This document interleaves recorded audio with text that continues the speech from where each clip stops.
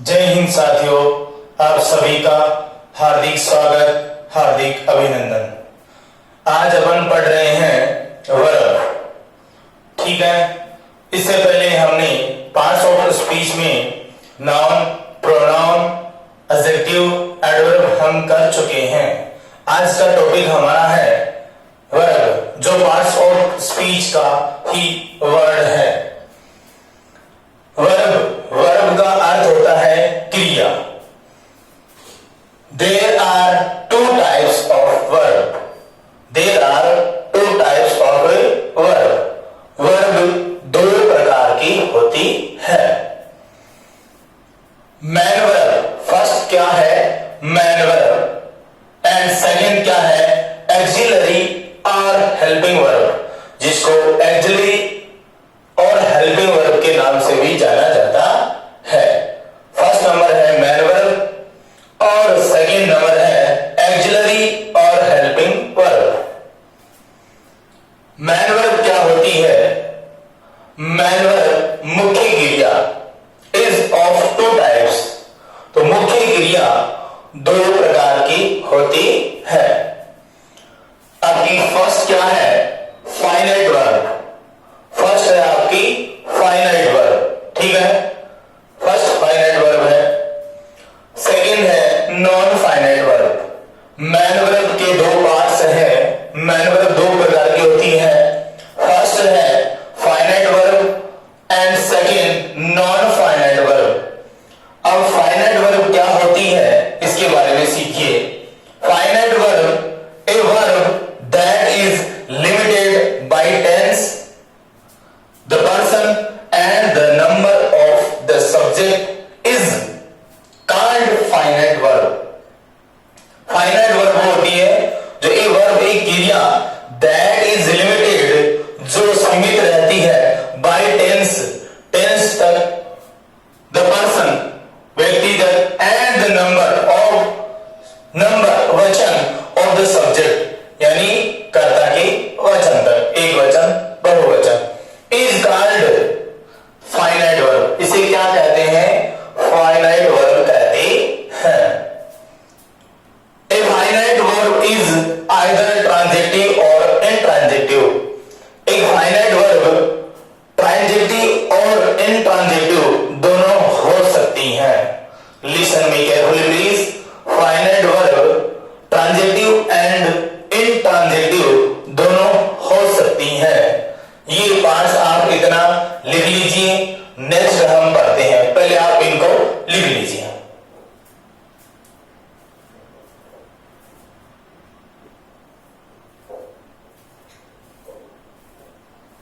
Next देखिए,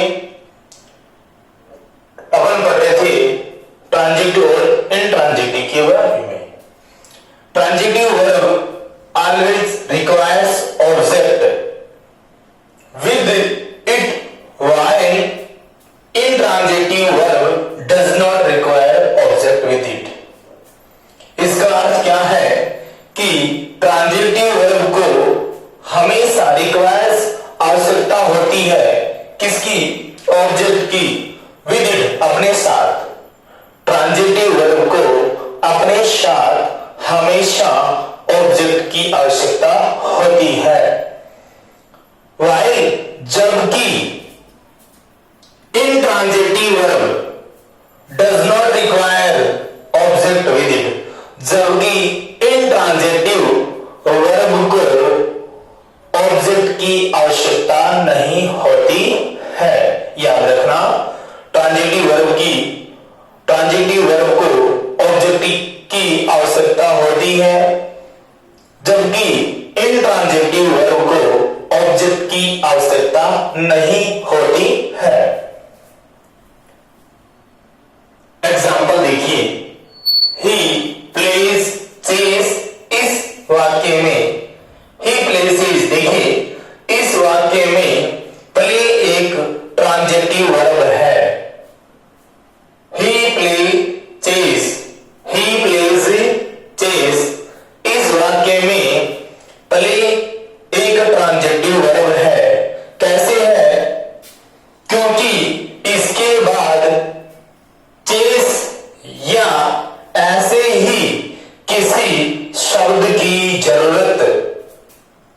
है, शब्द की जरूरतें होती है, अन्यथा वाक्य पूरा अर्थ नहीं देता, अन्यथा वाक्य पूरा अर्थ नहीं देता।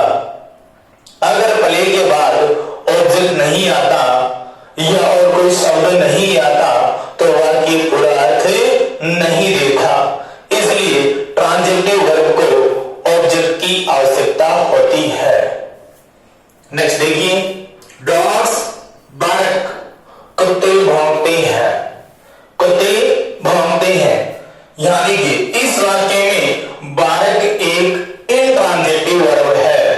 इस वाक्य में बार्क एक इंट्रांजिटिव वर्ब है। कैसे? क्योंकि इसके बाद किसी शब्द की जरूरत नहीं है, इसके बाद किसी शब्द की जरूरत नहीं होती और वाक्य पूरा अर्थ देता है, वाक्य पूरा अर्थ देता है।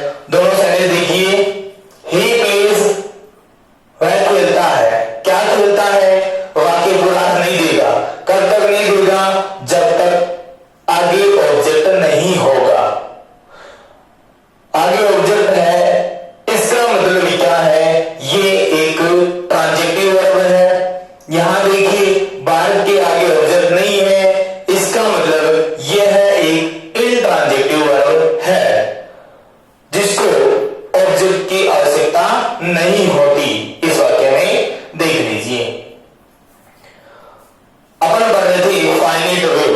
फाइनाइट वर्ब, फाइनाइट वर्ब में फाइनाइट वर्ब दो प्रकार की होती है, ट्रांजिटिव और इंट्रांजिटिव। ये हमने अच्छे से पढ़ लिया कि ट्रांजिटिव वर्ब में ऑब्जेक्ट की आवश्यकता होती है और इंट्रांजिटिव वर्ब में ऑब्जेक्ट की आवश्यकता नहीं होती है।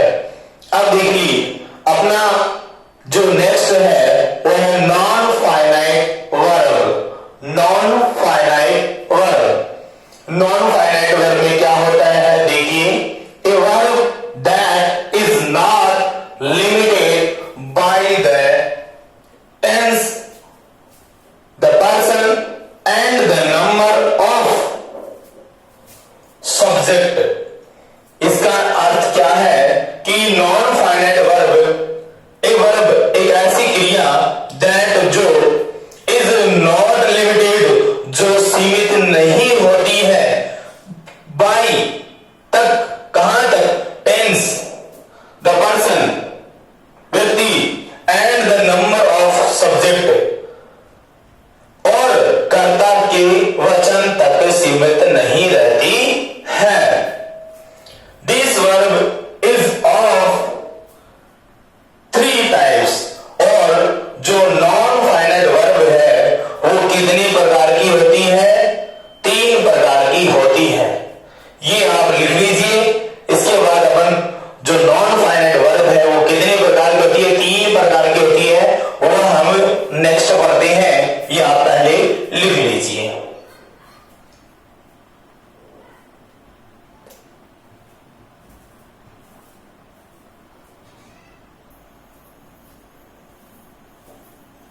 नेक्स्ट देखिए, अपन पढ़ रहे थे non finite verb. Non finite verb कितनी प्रकार की होती हैं? नॉन फाइनाइट वर्ब तीन प्रकार की होती हैं। फर्स्ट है इनफाइनाइट। आपका ए पॉइंट क्या है? इनफाइनाइट। बी जिरंड, सी पार्टिसिपल। सी क्या है? पार्टिसिपल। ठीक है, ये आप पहले लिखो।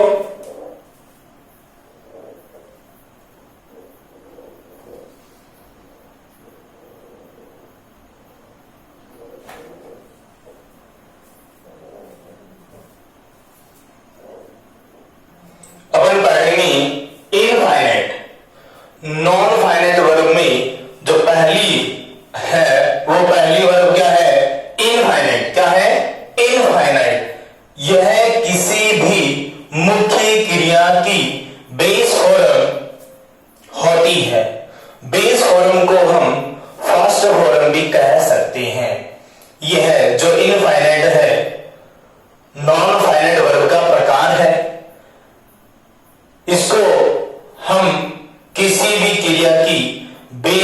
फॉर्म भी कह सकते हैं। ठीक है, ये किसी भी मुख्य क्रिया की बेस फॉर्म होती है, यानी फर्स्ट फॉर्म होती है। सिंपल इनफाइनाइट में टू प्लस वर्ब की फर्स्ट फॉर्म आती है। ध्यान से देखें, सिंपल इनफाइनाइट में टू प्लस वर्ब की फर्स्ट फॉर्म आती है। बेयर इनफाइनाइट में विदाउट टू, यानी टू नहीं आएगा, बिना टू के। विदाउट टू मतलब बिना टू के, विदाउट टू वर्ब की फर्स्ट फॉर्म आती है। ध्यान से सुनिए दोबारा, सिंपल फाइनाइट में टू प्लस वर्ब की फर्स्ट फॉर्म आती है और बेयर फाइनाइट में विदाउट टू यानी टू के बिना वर्ब की फर्स्ट फॉर्म आती है। एग्जांपल देखिए, I want to see your report. देखिए, टू प्लस वर्ब की फर्स्ट फॉर्म आई है, इसका मतलब ये क्या है? सिंपल इनफाइनाइट है। क्या है? सिंपल इनफाइनाइट वर्ब है। ठीक है, यहां ब्रैकेट में क्या लिखा है? इनफाइनाइट। ठीक है ना, क्या लिखा है? इनफाइनाइट। यानी इस वाक्य में टू प्लस वर्ब की फर्स्ट फॉर्म आई है, इसलिए ये क्या है? इनफाइनाइट है। नेक्स्ट देखिए, she helped me go out of the problem. She helped me, उसने मेरी मदद की। गो आउट, बाहर जाकर के, ऑफ द प्रॉब्लम, समस्या के से बाहर जाकर के उसने मेरी मदद की। बेर ए मिनट, यहां बेर ए मिनट क्यों है? क्योंकि अब की बार जो वर्ब की फर्स्ट फॉर्म आई है गो, ये विदाउट टू आई है, यानी इससे पहले टू का प्रयोग नहीं हुआ है। ठीक है, तो आपको समझ में आ गया होगा कि सिंपल इनफाइनाइट और बेयर इनफाइनाइट में क्या डिफरेंस होता है। नेक्स्ट देखिए, जीरेंड। नेक्स्ट क्या है? जीरेंड। ऊपर देखिए, नेक्स्ट पॉइंट बी पॉइंट क्या है? जीरेंड। नॉन फाइनाइट का जो सेकंड पार्ट है वो है जीरेंड। नॉन फाइनाइट कितने प्रकार की होती हैं? 3 प्रकार की होती हैं। पहली है infinite, number 2 जीरेंड, number 3 participle. Infinite हम पढ़ चुके हैं, अब पढ़ेंगे जीरेंड। जीरेंड देखिए, यह वर्ब की first form plus ING form की तरह ही होती है, तरह ही होती है। ध्यान से सुनिए, यह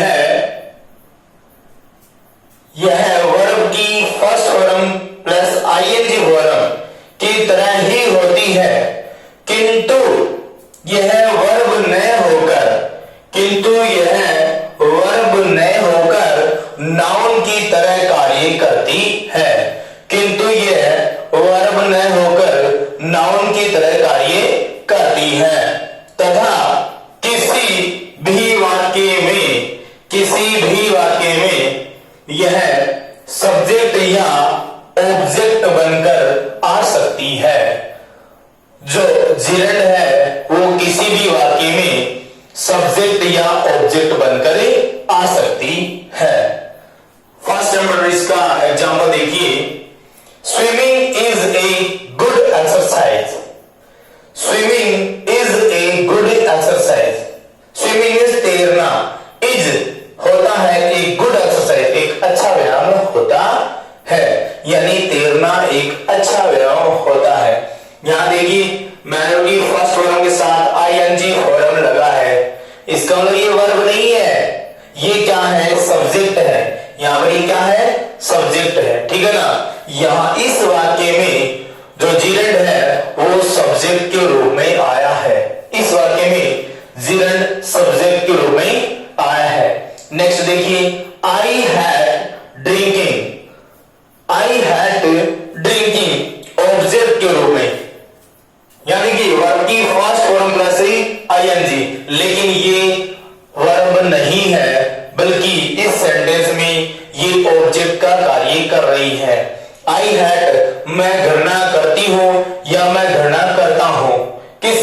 ड्रिंकिंग यानी शराब से, मैं शराब से घृणा करता हूं। तो यहां मैन के फर्स्ट फॉर्म प्लस आईएनजी है, ये वर्ब न होकर क्या है, जिरेंड है, और जिरेंड में भी क्या है, किसके रूप में है, यहां पर वर्ब के रूप में न होकर के ऑब्जेक्ट के रूप में है। ठीक है, आपको अच्छे से समझ में आ गया होगा। आगे लिख लीजिए, ये लिख लीजिए, आगे बढ़ाते हैं, या पहले लिख लीजिए फिर आगे बढ़ाते हैं।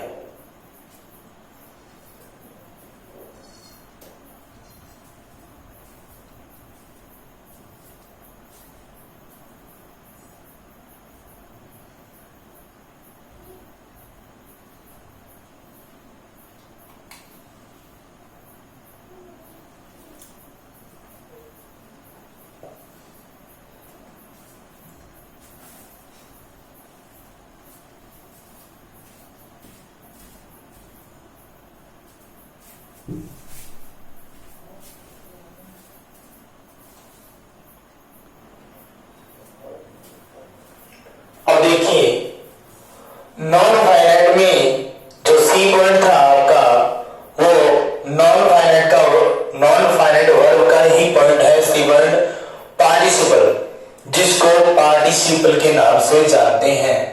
इसमें वर्ब की फर्स्ट फॉर्म के साथ आईएनजी तथा डी ऑब्लिक ईडी लगकर के थर्ड फॉर्म आती है, या तो डी लगेगा या ईडी लगेगा, जिसको हम थर्ड फॉर्म बोलते हैं। ठीक है ना, यानी पास्ट पार्टिसिपल को क्या बोलेंगे, कौन कौन सा होगा पास्ट पार्टिसिपल, सॉरी पार्टिसिपल कौन सा होगा, वर्ब की फर्स्ट फॉर्म के साथ आईएनजी प्लस अगर थर्ड फॉर्म है तो ये दोनों कंडीशन में ही पार्टिसिपल होगा, लेकिन दोनों कंडीशन अलग अलग ही होंगी।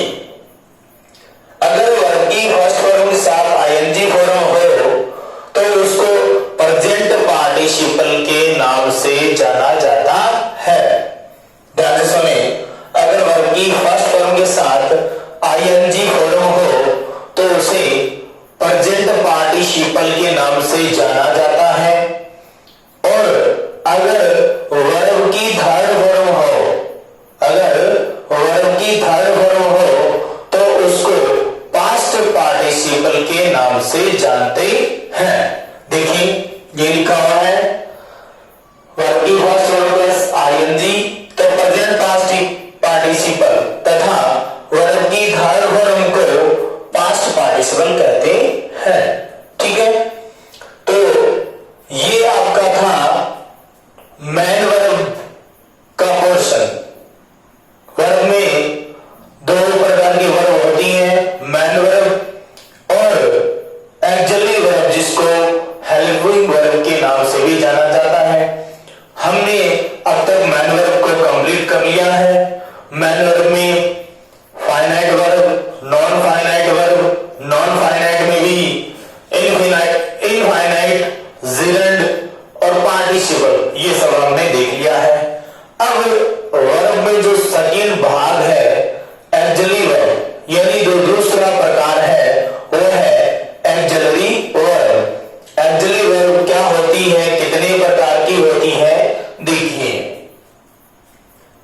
एक्सिलरी वर्ब यानी सहायक क्रिया इज ऑफ टू टाइप्स, वो कितने प्रकार की होती है, दो प्रकार की होती है।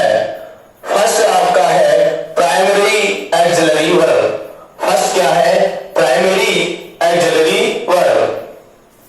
इसमें क्या आता है, प्राइमरी एक्सिलरी वर्ब 11 होती हैं। कितनी होती हैं, 11, और 11 में किन किन को शामिल किया गया है, is, are, am, was, were, has, have, had, do, does, did, ये टोटल कितनी है, 11 है। इनको क्या बोलते हैं, प्राइमरी एक्सिलरी वर्ब बोलते हैं। आपका बी पॉइंट है model axillary verb. Model axillary verb क्या होती है, कितने प्रकार की होती है, कौन कौन सी होती है, देखिए ये कुल 13 होती है। इनमें निम्न मॉडल को शामिल किया जाता है, कैन, शैल,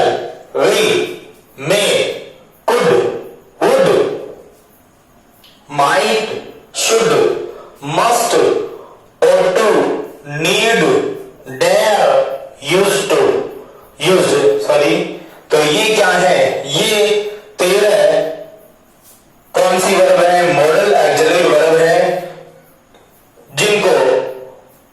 जिनमें ये मॉडल शामिल किए गए हैं। ठीक है ना। तो ये था आपका आज का वर्ब का टॉपिक, जो मैंने आपको बखूबी समझाने का प्रयास किया है और आपको समझ में भी आया होगा। ये वीडियो आप बार बार देखना, बार बार देखेंगे तो आपकी ये जो वर्ब का जो टॉपिक है वो आपका सॉल्यूशन हो जाएगा। इसमें जो भी समस्या है वो सॉल्यूशन हो जाएगा। और पार्ट्स ऑफ स्पीच में हम अब तक वर्ब को कंप्लीट कर लिया है। ठीक है, नाउन, प्रोनाउन, एडजेक्टिव, एडवर्ब और वर्ब, इतने टॉपिक हमने कंप्लीट कर लिए हैं। आगे की वीडियो में हम पार्ट्स ऑफ स्पीच का नेक्स्ट टॉपिक लेके आएंगे। आज के लिए बस इतना ही। जय हिंद, जय भारत, वंदे मातरम।